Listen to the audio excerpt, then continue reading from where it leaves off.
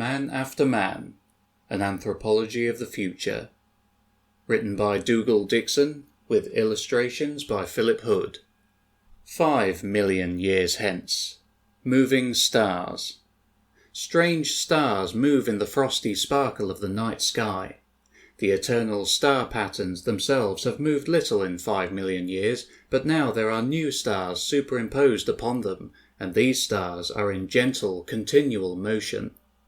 They are ignored by the creatures below, who do not appreciate what profound changes are about to be inflicted upon their world. The sluggish beings in the trees of the forests can comprehend nothing higher than the tops of the trees that they inhabit. Nor do they need to, all their food existing to hand in their own environment. Nothing outside can have any effect on them. Out in the vast deserts, the members of the few huge hives that are left continue their lives in the familiar mechanical way. Permanently manned foraging and gathering routes reach out, tentacle-like, from the massive hubs that consist of labyrinthine subterranean bunkers, all swarming with ordered and predestined life. Amongst these millions of individuals there is not one mind that can comprehend the heavens, let alone the significance of new moving stars. The decadent parasites, embedded in the fat layers of their grotesquely misshapen hosts, care nothing beyond their hosts' continuing survival, and their hosts are mere feeding machines, dumbly eating. The swift hunters, specialized for catching birds, small mammals, fish, or even the parasites' hosts, may wonder about the movements in the night skies above them, but they have not the wit to imagine that these events could possibly have any effect on them. Out in the oceans, the teeming aquatics know little of what happens above their watery ceiling. They can hardly comprehend the existence of life on land, let alone the nature of the stars in the sky. Only the possessors of the hereditary memory could have understood, but these have been extinct for millennia.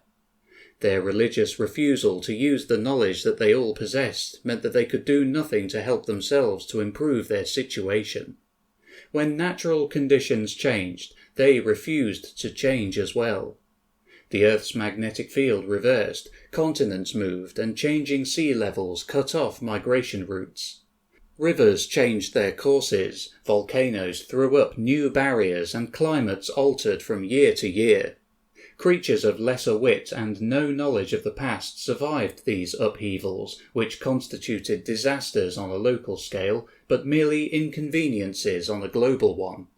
However, amongst those with the memory, the changing conditions took their local environment further and further away from what they knew or remembered, and eventually, rather than change with it, they perished. The coniferous forest is black and silent in the night. Hunters lie huddled, asleep. The trees jut up black spikes into the sparkling sky, the sky in which there are now, for the first time in 5 million years, slowly moving particles of light. Overhead a star, one of the new moving ones, is glowing brighter than the rest. It expands and descends in a gentle arc across the sky, stringing behind it a fading trail of glowing mist. A shock of thunder eventually sweeps across the surface of the land beneath its path, rousing the birds from their trees and shaking awake the startled hunters on the ground. The glowing descent is now accompanied by blasts of fire as its course is altered, and through the dazzling incandescence can be seen the vague shape of some kind of vessel. It slows, and directly beneath it a descending waft of hot air becomes a searing blast that incinerates trees and undergrowth in a spreading circle. The vessel sinks into the boil of smoke and flame that is produced, and very gently it touches the ground. The Earth's long period of innocence is over. Builders. Decades later, the moving stars look down upon an altered countryside. At night the landscape glows. Buildings, the likes of which have not been seen on Earth for 5 million years, have appeared everywhere, but they are not like the structures of old. They are more like compact domes, or sealed cylinders and boxes, under pressure so that nothing of the natural planet can get in, or their contents get out. What has happened? For 5 million years, since the extinction of technological man, the Earth has remained a reasonably natural place. Granted, it has changed, with the enlarging and shrinking of ice caps, the rising and falling of sea levels, the reversal of the magnetic field, the creation of new mountain and volcanic island chains, the minuscule movements of continents, the replacement of forest by grassland, or grassland by desert, or desert by forest. But these changes have taken place with the incomprehensible slowness of the creep of natural processes. The only unnatural large-scale change has been the covering of the lowlands with algal mats for a time, but this also took many thousands of years to establish, and many thousands of years to disappear once more. This is something different. In less than 100 years, since the coming of the lights in the sky, the world has been altered out of all recognition. It would now be difficult to find a place on Earth that still had its natural vegetation. Everywhere is covered by the buildings. The first were brought down from above, but later they were made from the materials of the Earth itself. The carbon of the buried and fossilized algal mats was ripped up and used as fuel for all this change, and the minerals were gouged from the mountains and rendered down to make the great structures. Even the oceans are partially covered. Huge rafts of floating cities, totally enclosed against the water and the air alike, mass on the surface of the waters. Yet the builders, the occupants, the new masters, are never seen. They are so intolerant of conditions on the Earth's surface that they cannot expose themselves to it, so they remain in their sealed boxes. When they do venture forth, it is only in pressurized suits that disguise their true forms, confusing even the basic shapes of their suits by instruments and appendages that enable them to carry out some function. It is difficult to realize that these beings have merely come home. Their ancestors left 5 million years ago in the great starships to seek out and colonize new worlds in other star systems. In order to build their ships, they drew upon the newly developed science of genetic engineering, creating beings that could live and work in space for the construction, and beings that could live and work in the oceans for their provisioning. They took the knowledge of genetic engineering with them on their journey. Far away from the Earth, they found new planets, ones that could support life. However, the life that these planets could support was not the life of Earth, so, from the offspring of the space travellers, new beings were engineered, ones that were able to breathe unfamiliar gas mixtures, subsist on the novel products of the new planetary surfaces, withstand the new forces of gravity, and function under the widely different atmospheric pressures than those to which their parents were accustomed. Eventually, these new creatures created their own civilizations on the far planets, but so great were the distances between them that they could never communicate with one another, and the development of each of the colonies proceeded independently. Most found conditions too harsh and perished. Some, however, established themselves and flourished. Eventually, a vastly different civilization, consisting of totally different creatures and therefore based on unimaginable social and moral considerations, resumed exploration of the galaxy. On their travels, they met up with the other successful colonies, so completely changed that neither recognized the other as a cousin. Now they have returned to Earth. Whether or not they recognize it as the planet from which their ancestors came is doubtful. If their bodies have changed totally, then so much more have their minds. It would be impossible for a mere earth-bound imagination to understand the motives for their exploration, their attitudes to the life forms they have found, or their long-term intentions. However, the results of their exploration are easy to see. The planet's land surface has been changed beyond repair. Everywhere are the pressure-shelled settlements. The natural vegetation has been stripped away to be used as raw materials for some process. The new gas mixtures are being generated and emitted from the factories to produce an altered atmosphere. A different people, using a different tongue, would call the process terraforming. The animal life has suffered terribly at their hands as well. With the spread of the new buildings and the destruction of the natural forests and vegetation and the alteration of the atmosphere, most animals have perished. A few of the larger ones have been taken and used. The science of genetic engineering has been brought into play once more, and any likely-looking animal has been altered to suit the newcomers' purposes. Food is the main consideration. Many of the larger animals have been seen as excellent sources of protein for the newcomers. Some of the larger buildings now contain rows and rows of them, genetically refined, bloated, misshapen, and unrecognizable. Huge mounds of fat and flesh grow in sturdy racks, fed by chemical nutrients pulsing through pumps and tubes connected directly into the tissues. Harvesting devices scour through the flesh, removing the meat and fat as it grows. Only the presence of a few identifiable organs, shriveled pulsing limbs and blind gaping faces show that these food generators have been transformed from something that was once more noble. Elsewhere, other members of the local fauna have been engineered as work machines. These mostly retain their original shapes, 2 arms with prehensile hands, 2 legs with strong feet, but their heads are encased in metal and plastic boxes.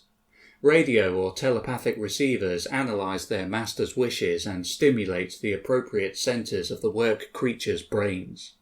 Containers of their natural air keep them alive in the changing atmosphere. They have been developed in many sizes. Giants, larger than the extinct sloth men, carry heavy loads and put together the prefabricated parts of the buildings. Midgets, smaller than the parasite part of the extinct parasite hosts, manipulate the fine structures and operate in confined spaces. All sizes in between do the various other jobs. All work outside the domes and sealed cylinders is done by these beings. When one of the newcomers ventures out, it does so encased in an anonymous armoured suit and usually astride an engineered creature. The vaguely human limbs on this creature are now long and spindly, but still able to take its own weight and that of the being seated upon it. As with the work creatures, the top of its head is encased in a mechanical device that controls its brain directly. These are all that remain of the creatures that once roamed the landscape of this planet. Emptiness. Centuries later, all has changed again. The moving stars in the sky have gone. The newcomers have gone. All living things on the surface of the earth have also gone, leaving nothing but a harsh, barren landscape littered with decaying and collapsing buildings. The sky is an unfamiliar colour, with the sunlight filtering through a foreign mix of gases and drifting pollutants. The rocks and exposed mountains are crumbling to sand and dust, as the new atmosphere, completely alien and incompatible with the physics of the Earth and the chemistry of its surface, slowly tries to find some kind of stability now that it has been deprived of the artificial systems and technologies that generated it and sustained it for such a short period of time. The newcomers came, took what they wanted and departed once more, presumably to other planets that they could use for their purposes. What they left behind in the way of artifacts will slowly crumble away and disappear. The havoc that they wreaked in the atmosphere and surface of the land will take considerably longer to resolve itself. In the end is the beginning. Throughout the oceans of the world there is a network of volcanic ridges. New crust is constantly being generated here, built up from hot material welling up from below the Earth's surface. The newly formed crust is continually moving away from the ridge axes as even newer molten rock constantly forces its way up. This is the mechanism that moves the continents and alters the geography of the Earth. The seawater along these ridges seeps into the newly formed crust, is heated by the volcanic activity, dissolves many of the minerals that it finds there, and erupts once more as hot springs on the ridges. The instant cooling brings the minerals out of solution, forming dense, smoke-like clouds of suspended chemicals in the water around the vents. The chemical energy present around these smokers is immense, and bacteria thrive on it. Traditionally, organisms have relied on the energy of the sun to produce their food energy. Plants have used their chlorophyll to harness the sun's energy, and use it to make their own food from the gases of the air and the minerals of the land. Animals have also eaten the food produced by the plants, and other animals have eaten the plant eaters. All animals die and decay into the gases of the air and the minerals of the land, which are turned back into food by the plants. The sun's energy turns this wheel.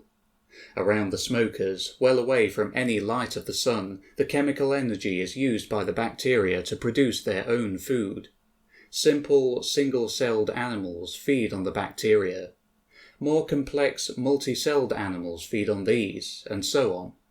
Gigantic worms and blind crabs thrive in these hot oases in the cold, dark depths of the barren ocean, descended from remote ancestors that were once part of the sun-driven ecosystem, far, far above them.